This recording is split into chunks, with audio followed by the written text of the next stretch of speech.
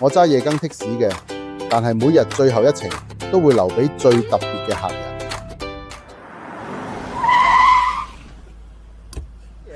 去完太太喪禮，節哀，小心身體啊！我係心痛過5億仔啊！老爺，邊個准你嚟？呢度係你阿媽靈堂啊！間屋同錢你要攞走，我可以俾你，你唔好咁過分啊！你哋離咗婚，啲遺產就全部歸我，你吹得我脹咩？你個衰仔！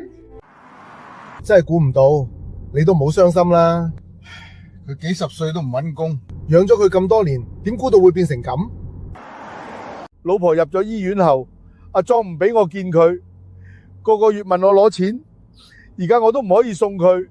你好掛住寶姐，我帶你見佢。到啦，佢喺度過身後一直等緊你。你冇錯，係佢本性有問題。我留低唔走，就係想睇住你放下，你好好活下去。照顧仔女到成咗年，父母已經仁至義盡，要放手噶啦。係我哋寵壞咗佢，你唔好再為佢傷心，放過自己。唔係我點走得安樂呢？我明白啦，多謝你解開我嘅心結。寶姐以前坐過我幾次車，幾年前未發病，我哋都有聯絡，好少人會記得的士佬嘅。原來係咁，我都要走啦，你照顧好自己，佢有佢嘅業做，由得佢啦。人在做，天在看，就算呃到全世界，都呃唔到自己同個天。自己做嘅業，始終都要自己受返。